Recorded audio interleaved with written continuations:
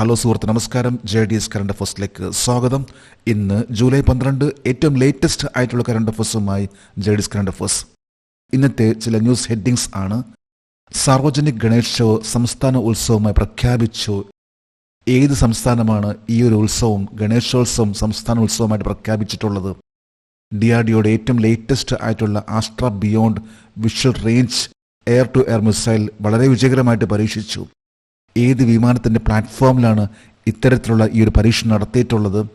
ഇന്ത്യയുടെ ഏറ്റവും ലേറ്റസ്റ്റ് ആയിട്ടുള്ള ആർട്ടിലറി ഗൺ സിസ്റ്റം അത് ഇന്ത്യൻ ആർമിയുടെ ഭാഗമാകാൻ പോവുകയാണ്.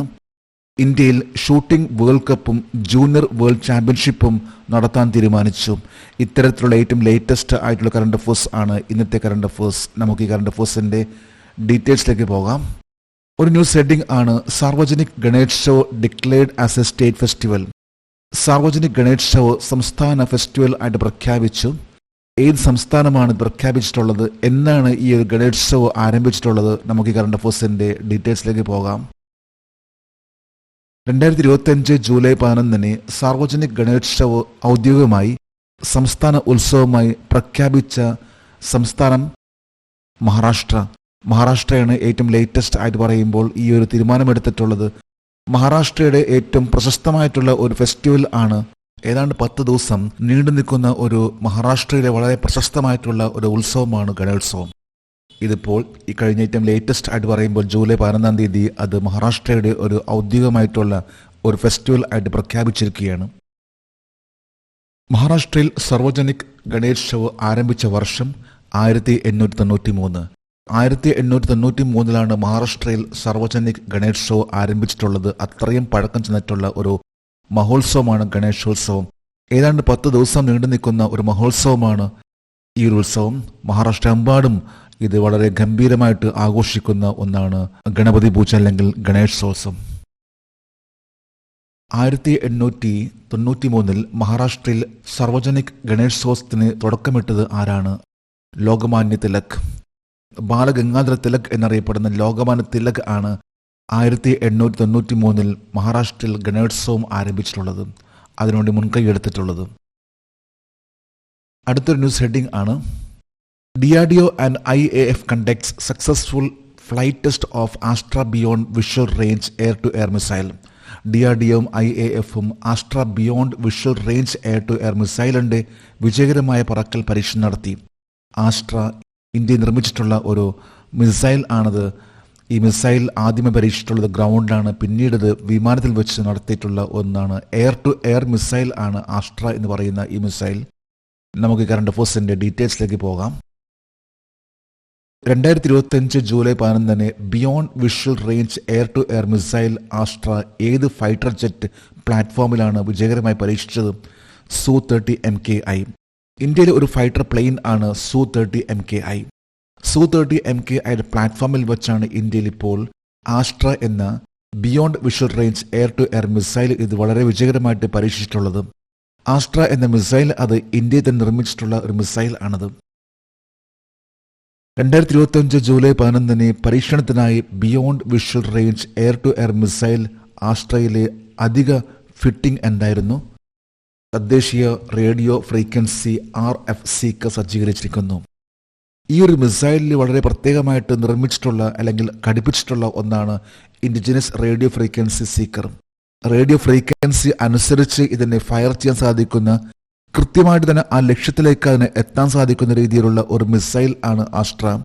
ഈ ഒരു മിസൈൽ ആണ് Su-30 MKI എന്ന് പറയുന്ന വിമാനത്തിൻ്റെ ഫൈറ്റർ വിമാനത്തിൻ്റെ പ്ലാറ്റ്ഫോമിൽ വെച്ച് വളരെ വിജയകരമായിട്ട് ഈ കഴിഞ്ഞ ജൂലൈ 11 പരീക്ഷണം നടത്തിയിട്ടുള്ളത്.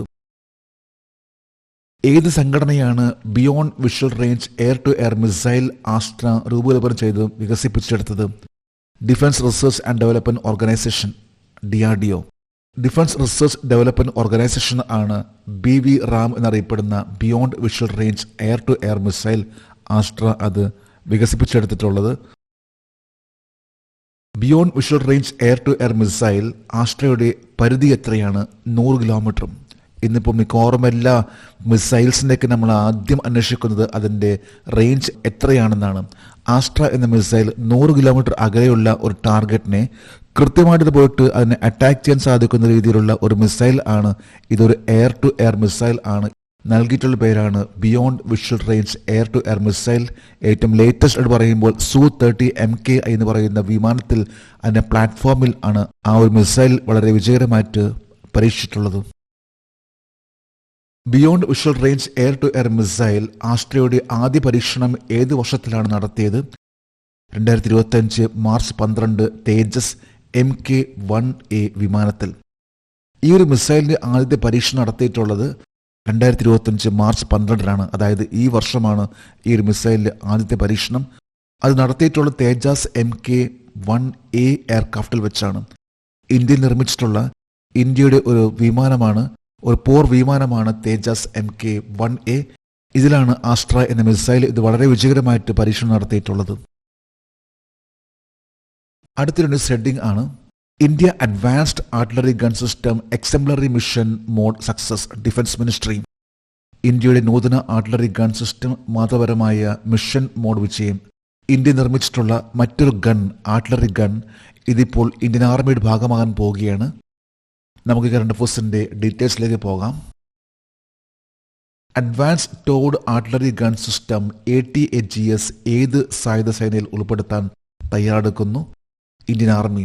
ഇന്ത്യൻ ആർമിയുടെ ഒരു ഭാഗമാകാൻ പോകുന്ന ഒന്നാണ് ഇപ്പോൾ ലേറ്റസ്റ്റ് ആയിട്ട് ഇന്ത്യ നിർമ്മിച്ചിട്ടുള്ള ATAGS എന്നറിയപ്പെടുന്ന advanced towed artillery gun system. ഇത് ഏതൊരു കാലാവസ്ഥയിലും ഉപയോഗിക്കാൻ സാധിക്കുന്ന രീതിയിലുള്ള ഒരു ആർട്ടിലറി ഗൺ ആണത്. അഡ്വാൻസ്ഡ് ടോഡ് ആർട്ടിലറി ഗൺ, അതായത് രാജസ്ഥാനിലെ ആ കൊടും ചൂടിലും കാശ്മീരിലെ ഏറ്റവും കൊടും തണുപ്പിലും ഉപയോഗിക്കാൻ സാധിക്കുന്ന രീതിയിലുള്ള ഇന്ത്യ നിർമ്മിച്ചിട്ടുള്ള ഒരു അഡ്വാൻസ്ഡ് ഒരു ആർട്ടിലറി ഗൺ ആണ് ATAGS എന്നറിയപ്പെടുന്ന advanced towed artillery gun system. ഇന്ത്യയിൽ advanced towed artillery gun system നിർമ്മിക്കുന്നത് ആരാണ്? ഭാരത് ഫോർജും Tata advance system. Armament research and development establishment design ചെയ്തിട്ടുള്ള ATAGS എന്ന് പറയുന്ന ഈ ഒരു ഗൺ അതിന്റെ കംപ്ലീറ്റ് മാനുഫാക്ചർ നടത്താൻ പോകുന്നത് Bharat forge and Tata advance സിസ്റ്റമാണ്. അഡ്വാൻസ്ഡ് ടോഡ് ആർട്ടിലറി ഗൺ സിസ്റ്റത്തിന്റെ പരിധി എത്രയാണ്? 48 കിലോമീറ്ററും. അതായത് ആ ഒരു അമ്യൂണിഷൻ, ആ ഒരു കാലിബർ, ആ ഒരു വെടിയുണ്ട്, അതിന് 48 കിലോമീറ്റർ സഞ്ചരിച്ച് ആ പ്രദേശത്ത് അതിനെ നശിപ്പിക്കാൻ സാധിക്കുന്ന രീതിയിലുള്ള ഒരു ഗൺ സിസ്റ്റമാണ് ഇന്ത്യ നിർമ്മിച്ചിട്ടുള്ള advanced towed artillery gun system. ഇതിന്റെ ദൂരപരിധിയാണ് 48 കിലോമീറ്ററും. Advanced towed artillery gun system രൂപകൽപ്പന ചെയ്ത് വികസിപ്പിച്ചെടുത്തത് ആരാണ്? പൂനെയിലെ armament research and development establishment ARDE. Defence research development ഓർഗനൈസേഷന്റെ അണ്ടറിൽ വരുന്ന ഒന്നാണ് armament research and development establishment. ഇത് പൂനെയിലാണ്. ഇവിടെ വെച്ചാണ് ഈ ഒരു ഓർഗനൈസേഷൻ ആണ് ATAGS എന്നറിയപ്പെടുന്ന അഡ്വാൻസ്ഡ് ടോഡ് ആർട്ടിലറി ഗൺ അതിന്റെ ഡിസൈൻ ചെയ്തിട്ടുള്ളതും അതിന് തന്നെ ഡെവലപ്പ് ചെയ്തിട്ടുള്ളതും. ഇന്നിപ്പോൾ Bharat forge and Tata advance സിസ്റ്റമാണ് ഈ ഒരു ഗണ്ണിന്റെ പരീക്ഷണം നടത്താൻ പോകുന്നത്. ഇന്നത്തെ കറണ്ട് അഫയേഴ്സിലെ മറ്റൊരു ഹെഡിംഗ് ആണ് India to host shooting world cup and junior world championship. ഇന്ത്യയിൽ ഷൂട്ടിംഗുമായി ബന്ധപ്പെട്ട് വേൾഡ് കപ്പും ജൂനിയർ വേൾഡ് ചാമ്പ്യൻഷിപ്പ് നടക്കാൻ പോവുകയാണ്. നമുക്ക് കറണ്ട് അഫയേഴ്സിന്റെ ഡീറ്റെയിൽസിലേക്ക് പോകാം. 2027 ലോകകപ്പും 2028 ജൂനിയർ വേൾഡ് ചാമ്പ്യൻഷിപ്പും സംയോജിപ്പിച്ച് ഷൂട്ടിംഗ് നടത്താനുള്ള അവകാശം നേടിയ രാജ്യം ഏതാണ്? ഇന്ത്യ. ഷൂട്ടിംഗുമായി ബന്ധപ്പെട്ട് 2027 ലോകകപ്പ് നടക്കാൻ പോവുകയാണ് ഇന്ത്യയിൽ. അതോടൊപ്പം തന്നെ ഇന്ത്യ തന്നെ 2028 ജൂനിയർ വേൾഡ് ചാമ്പ്യൻഷിപ്പ് നടക്കാൻ പോവുകയാണ്. ടോക്കിയോ ഒളിമ്പിക്സിന് മുമ്പ് ഏത് വർഷത്തിലാണ് India pistol rifle and shot ഗണ്ണിൽ ISSF ലോകകപ്പിന് ആതിഥ്യം വഹിച്ചത്? 2021.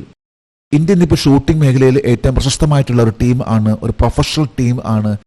പല സ്ഥലങ്ങളിലും ഇന്ത്യയുടെ ആ ഷൂട്ടിംഗ് മത്സരത്തിൽ ഇന്ത്യക്ക് നന്നായിട്ട് പെർഫോം ചെയ്യാൻ സാധിക്കുന്നുണ്ട്. ഇതിന്റെ ഭാഗമായിട്ട് ഇപ്പോൾ ഇന്ത്യക്ക് ലഭിച്ചിട്ടുള്ള മറ്റൊരു ഭാഗ്യം എന്ന് പറയാൻ പറ്റും. അതായത് 2 വേൾഡ് കപ്പ് ഇന്ത്യക്ക് നടത്താൻ സാധിക്കും.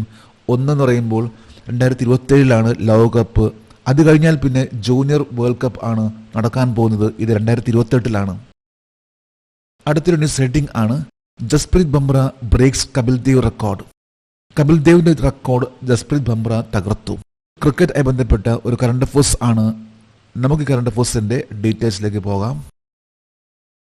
2025 ജൂലൈ 11 ഇന്ത്യക്കായി എവേ ടെസ്റ്റുകളിൽ ഏറ്റവും കൂടുതൽ 5 വിക്കറ്റ് നേട്ടം കൈവരിച്ച ഇതിഹാസ താരം കപിൽ ദേവിനെ മറികടന്ന് ആരാണ് റെക്കോർഡ് തകർത്തത്? ജസ്പ്രീത് ബുംറ. അതായത് ഏതൊരു മത്സരത്തിലും 5 വിക്കറ്റ് നേടുന്ന ആ ഒരു പ്ലെയർ എന്ന രീതിയിൽ നിന്നിട്ടുള്ള വ്യക്തിയാണ് കപിൽ ദേവ്. 12 പ്രാവശ്യമാണ് കപിൽ ദേവ് ആ റെക്കോർഡ് ഉണ്ടാക്കിയിട്ടുള്ളത്. എന്നാൽ അതിനെ മറികടന്നുകൊണ്ട് ഇപ്പോൾ ജസ്പ്രീത് ബുംറ, ഇന്ത്യയുടെ മറ്റൊരു ബോളർ, ആ ഒരു സ്ഥാനം കൈപ്പറ്റിയിരിക്കുകയാണ്. അതായത് 13 സ്ഥലങ്ങളിലാണ് ജസ്പ്രീത് ബുംറ 5 വിക്കറ്റ് നേടുന്ന ഒരു പ്ലെയർ ആയിട്ട് മാറിയിട്ടുള്ളത്. 15ാമത്തെ 5 വിക്കറ്റ് നേട്ടം രേഖപ്പെടുത്തി ലോർഡ്സ് ഓണേഴ്സ് ബോർഡ്സിൽ പേരുള്ള 15ാമത്തെ ഇന്ത്യൻ ബൗളറായി ആരാണ് മാറിയത്? ജസ്പ്രീത് ബുംറ. ലോർഡ്സ് ക്രിക്കറ്റ് സ്റ്റേഡിയത്തിൽ 15ാമത്തെ ഒരു ബൗളറാണ് ജസ്പ്രീത് ബുംറ ഇത്തരത്തിലുള്ള നേട്ടം കൈവരിക്കുന്നത്. അതായത് ഒരു ഇന്നിംഗ്സിൽ 5 വിക്കറ്റ് നേടുന്ന താരമായിട്ട് മാറിയിട്ടുള്ള വ്യക്തിയാണ് ജസ്പ്രീത് ബുംറ. ഇംഗ്ലണ്ടിനെതിരെയുള്ള മത്സരത്തിലാണ് നേടിയിട്ടുള്ളത്. പട്ടികയിൽ കപിൽ ദേവിനെ പിന്നിലാക്കി ജസ്പ്രീത് ബുംറ ഏത് രാജ്യത്താണ് ഇന്ത്യക്ക് പുറത്ത് 13ാമത്തെ 5 വിക്കറ്റ് നേട്ടം കൈവരിച്ചത്? ഇംഗ്ലണ്ട്. 12 പ്രാവശ്യമാണ് കപിൽ ദേവ് ഈ ഒരു നേട്ടം കൈവരിച്ചിട്ടുള്ളത്. എന്നാൽ ജസ്പ്രീത് ബുംറയാണെങ്കിൽ 13ാമത്തെ പ്രാവശ്യമാണ് ഈ റെക്കോർഡ് തകർത്തിട്ടുള്ളത്. ഈ ഒരു മത്സരം നടന്നിട്ടുള്ളത് ലോർഡ്സ് ക്രിക്കറ്റ് സ്റ്റേഡിയത്തിൽ വെച്ച്. ഇംഗ്ലണ്ടിനെതിരെയുള്ള മത്സരത്തിലാണ് ഈ ഒരു നേട്ടം കൈവരിച്ചിട്ടുള്ളത്. നമ്മളിന്ന് ഏറ്റവും ലേറ്റസ്റ്റ് ആയിട്ടുള്ള കറണ്ട് അഫയേഴ്സ് ആണ് ഇവിടെ ഡിസ്കസ് ചെയ്തിട്ടുള്ളത്. ജേഡീസ് കറണ്ട് അഫയേഴ്സിന്റെ ഇന്നത്തെ ഈ വീഡിയോ കണ്ടിട്ട് ഇഷ്ടപ്പെട്ടെങ്കിൽ ഈ ചാനൽ സബ്സ്ക്രൈബ് ചെയ്യാനും ഷെയർ ചെയ്യാനും മറക്കരുത്. നമുക്ക് നാളെ വീണ്ടും പുതിയ കറണ്ട് അഫയേഴ്സുമായിട്ട് കാണാം. Thank you very much.